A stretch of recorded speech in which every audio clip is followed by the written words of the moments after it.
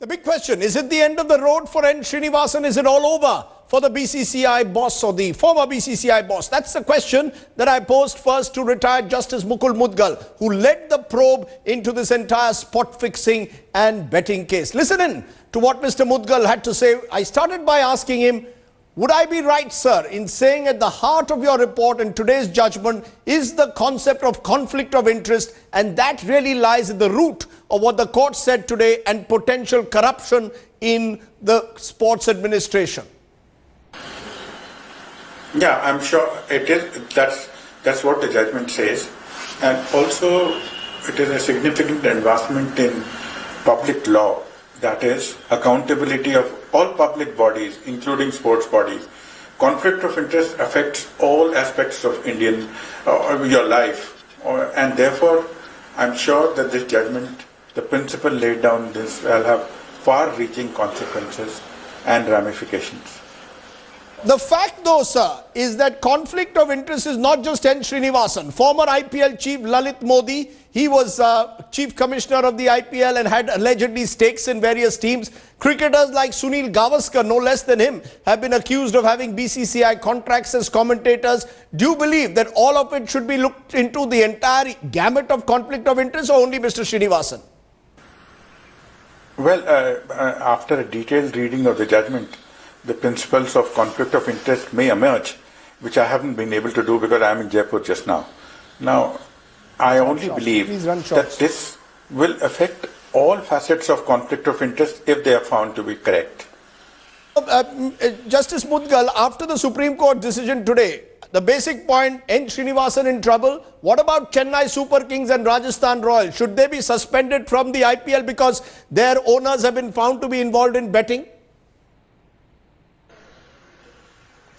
Look, that is a province of the 3 judges committee appointed by the Supreme Court, 3 very eminent judges of the Supreme Court, former judges. I think to say something on that won't be proper. You know, the other question, Justice Mudgal, which is not being raised today, is that of Mahendra Singh Dhoni, Indian cricket captain, accused in your report of perjury, of lying to your panel by saying that he did not know who Gurunath Mayappan was an owner of Chennai Super Kings. The Supreme Court silent on that. Why is the Supreme Court silent on Mahendra Singh Dhoni? No, I can't say that because that is not a public. I don't think that issue is public, so I wouldn't like to comment on that, Rajdeep. You're playing safe. I want to know, why are cricketers also not being asked the tough question? Yes, we asked the tough questions to Mr. Srinivasan. What about the cricketers? Well, for this, I'll really have to read the judgment in detail, which hasn't come out as yet. I can't answer that. Do you think, sir, you're being very safe, do you think the time has come to clean up the BCCI and all other sports? This is a great opportunity. Bring them under RTI. Let's clean up the BCCI. Do you agree with that? I wouldn't say complete revamp, but a material relook at the way they are run. And I would like the government to have a very limited role.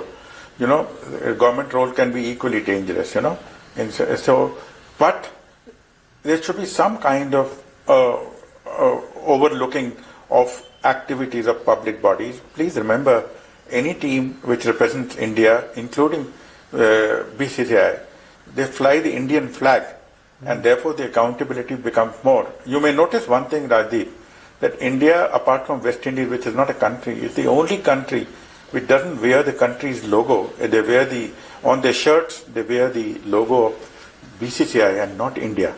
That's right. That's an important point you made. Justice Mudgal saying, thank you very much, and I spoke to him earlier on this, that the BCCI virtually functions like a private club. Let's raise that big question then. What should now be done? Is it time for Mr. Srinivasan to simply go into exile forever? Joining me now are 2 cricketers in my studio, Nikhil Chopra, former India cricketer, and BCCI official or Delhi Cricket Association official, and the former cricketer Chetan Chauhan. Joining me also Sanjay Hegde of the Supreme Court, Boria Majumdar, consulting editor sports at India Today Group. Appreciate all of you joining us. I want to get clarity first from my cricket friends. And you, Nikhil Chopra, first. Do you believe the time has come for a complete revamp in the BCCI, accountability in the BCCI? Do you believe that the time has come for all board officials to be held accountable for the way they run the sport, for what they do with the sport? Well, without a doubt. At the end of the day, like Mr. Mudgal says, when you're playing under the Indian flag, you're representing the Indian team, Board of Control for Cricket in India. Rajdeep, like every other cricket fan, you have a right to ask a question. Why is something gone wrong? Why is this happening? And you've got to be answerable. I think which is a fantastic judgment that has come today, that, you know, when you're playing under the national flag, you are accountable as a sports body. It's a public body. I think it's phenomenal. And also, you know, just take a few seconds. This is the best time, Rajdeep, to come up with a sports law, because Indian market has opened to all sports. You have the hockey league, you have the tennis league, you have the Indian Premier League, which is a fantastic body. But at the end of the day, we still don't have a betting and sports law. You want a betting and sports law? You know, you're the official. You're in trouble today, Chetan Chauhan, because the feeling is that officials have got away for too long. There have been conflicts of interest right through. The manner in which your sports bodies are run. You're non-transparent. You won't come under the RTI. We don't know, you know, how these decisions are taken, to the point where Mr. Srinivasan was owner of Chennai Super Kings and was the president of the BCCI, because you are run like a private club. BCCI, DDCA, all of you are run like a private club. Do you agree with that or not? No, I don't agree. See, I am. Are you accountable to me as a cricket fan? Well, can I look at your accounts? Can I know how you are functioning? I don't know how you are functioning. Let's be honest, Chetan Chauhan, today. No, why not? Why not? You know, it should be open. And I would say, with this judgment, this is a great step which the Supreme Court has taken, and everybody should be accountable, because what has been said here is that we are in a way government bodies. Yes, we are public bodies, and we should be accountable, and that but is you my agree view right till now away. that has not been the case. You agree? Do you accept that as someone who's been inside the system? Well, you don't have to be worried about Srinivasan now, sir. You have been very cagey in the past. No. He's virtually gone. I want to know from you as a cricketer, are the bodies accountable? Well, they are accountable, and they should be accountable. They should be, is one thing. Are they accountable, sir? Well, in a limited way they are, because no cupboards have been opened ever because you've had skeletons in them. No cupboards have been opened. He's saying because there are skeletons in them. I'm not trying to shield anybody, yes, but BCCI's balance sheet is open. It is distributed. It's open. So people can always have a look at the accounts of the BCCI. It's a society, mind you. It's a society, and mind you, as a society that represents the country. So the player, it should be. It is accountable to me as a cricket no, fan. Then the registrar of companies should come in the way. See, registrar of companies must come in the way, and because the accounts are submitted, the AGM is held, yes, and all those papers are submitted to the registrar of company, to the registrar of society. Can I just hold on for a moment? You know, I saw Boria Majumdar smile when Nikhil Chopra said there are skeletons which could pop out of the cupboard. Do you believe, Boria, that what has happened today has been simply coming for a long time?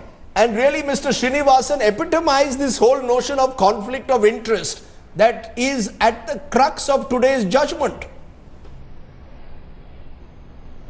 I entirely agree. How many times did the Supreme Court give the BCCI an opportunity? How many times were harsh observations passed? How many times were the Supreme Court telling the board, go and act? And every time the board turned back and said, everything is hunky-dory, we are a cozy club, I pat your back, you pat mine, I will back Srinivasan, I will back Sundaraman, everything is hunky-dory. They brought it upon themselves. They deserved it. But Rajdeep, that's not the end of the story. I spoke to several BCCI members in the evening, and they tell me Mr. Srinivasan thinks it's a judgment in his favor. They tell me he's saying it's a clean chit, he will disburse his stake and he will file his nomination. You're saying which he will is sell why off. when you Are were you saying starting he the will? show, I was actually reading. You're saying that Mr. Srinivasan Yes. will now sell off his Yes, that's stake what in I'm saying. Chennai Super Kings so that he can contest the BCCI elections. Correct. That's exactly what I'm saying from, having heard several BCCI members in the evening. And I was reading the judgment. Yes.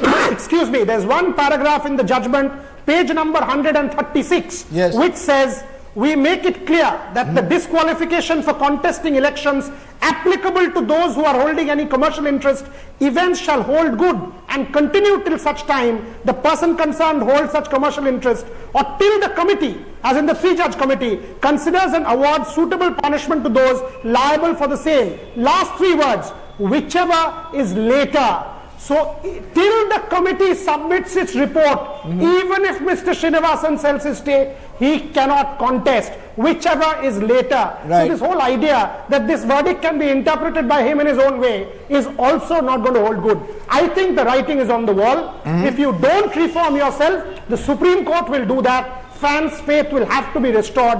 Time is up. No more room for maneuvering. No more room for maneuvering. Let me also tell you exactly, Sanjay Hegde, as a lawyer, what the court said today. Supreme Court says the BCCI conducts public functions and is therefore subject to judicial review. It cannot hide any more behind the argument it is a private body. Do you believe that this will lead to the Supreme Court coming, the BCCI coming under the right to information? Do you believe that this will be the end of conflict of interest and this cozy club that had been created called the BCCI? You see, the cozy club ensured that the BCCI was only answerable to members of the club. So therefore, as long as you took care of all the members of the club, nobody raised questions. Now what has happened is that the Supreme Court has said that the BCCI performs public functions and hence is amenable to judicial review in writ jurisdiction. Therefore, you, I, anybody affected by any arbitrary action of the BCCI in its public functions can move a constitutional court. That's the High Courts or the Supreme Court. Therefore, any administrator in the BCCI henceforth will have to deal with the prospect of a judge looking over his shoulder and examining his actions at a later date. Therefore, we will have more accountability and the closed club cannot continue indefinitely anymore. People who are wronged will have redress. You know, given that the Chennai Super Kings, Boria is saying that N Srinivasan could well divest his stake in Chennai Super Kings to contest the BCCI election. But the fact is, Chennai Super Kings and Rajasthan Royals are themselves under the scanner because their owners or their principals have been found to be involved in betting and fixing. Do you believe, therefore, that in some way, Nikhil, it also casts a shadow on these franchises? Because under the rules of the IPL, he could well be suspended. Absolutely. The operational laws clearly state that. You know, any franchisor who's caught doing any malpractices, you know, the team gets suspended straight away. But if that happens, it is unfortunate on the part of the players, because here's a team owner who they've established the fact that he was betting and things were going forward.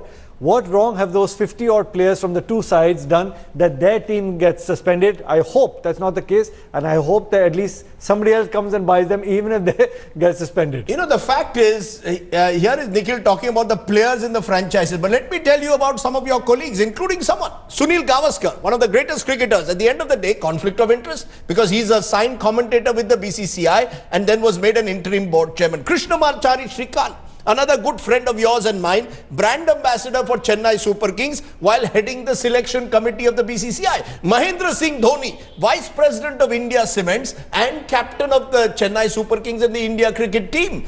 Should all of them come under the scanner, Chetan Chauhan? That's what I said. Conflict of interest is right through your body. Yes or no? See, everything will depend on this three-member committee which is there. They are going to go should into they all examine? this. In your view, why should not? they examine Why not? Have cricketers got away? Have cricketers got away with conflict of interest? We are every day going after good old Srinivasan. He's become the target of every media person's ire. Should cricketers also answer questions or not? See, I would say it has been the other way all this time. The officials were going scot-free. It was the players who were being banned, and the punishment was rooted out to the players very early, very quickly. But now, after this judgment, I'm sure the officials also will be accountable, and they will have to be transparent. They have to become more responsible. Coming to the players, see, I would say anybody who has conflict of interest, the board has to be careful, and everybody should be careful, and they should also avoid. Hold on, is it really going to happen, Boria? Because there you saw Sharad Pawar after many days coming out and giving a press conference, almost as if he's waiting now to take the opportunity to become the next BCCI president. So the old order changed it, yielding place to the older. It was Sharad Pawar along with Lalit Modi who framed the rules of the IPL in the first place that allowed Mr. Srinivasan to have a conflict of interest by owning Chennai Super Kings and remaining a member of the BCCI. So do you really see anything changing, Boria, in the BCCI?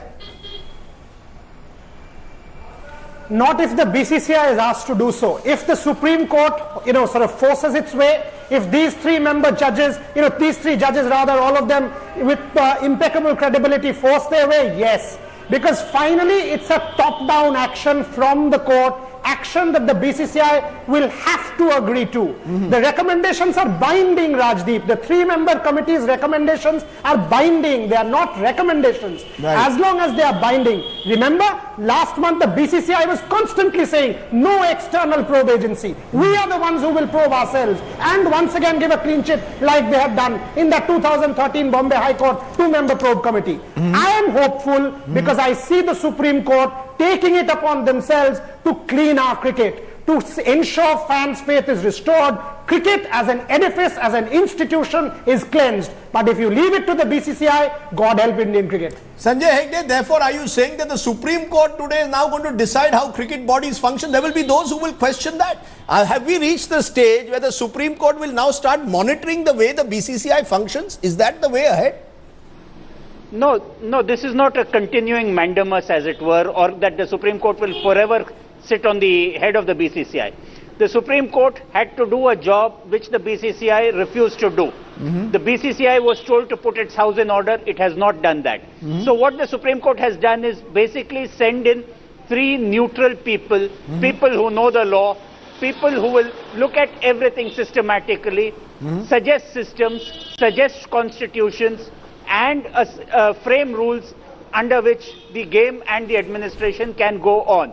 This is not to be a continuing exercise, but I rather fancy that after today's judgment, because now the doors of the law courts are open, I would think that any administration in the BCCI better listen to its What lawyers. would your advice to Srinivasan be? Capable ones If have Mr. them Srinivasan all over was the your place. client, sorry Sanjay, if Mr. N Srinivasan was your client today, what would you advise him? Would you advise him to sell off his stake in Chennai Super Kings to fight the BCCI elections, or say enough is enough and say in the name of God, now let someone else take a shot at BCCI presidency? See, I don't make decisions for my clients. I tell them what the law is. And here the law is very clear. The Supreme Court has said you can't have both. Right. You have to choose one. Right. The choice would be left to Mr. Srinivasan. The choice is, does he take 1 more term as BCCI or 2 more terms? Right. Or does he hold on to the Chennai Super Kings, which is more a long-term asset? That is a choice that the client has to make. I would not presume to advise him. But he cannot resort to any maneuvers hereafter. You wanted to make a quick last point. Yeah, selling a stake is not going to be so easy because you need to take...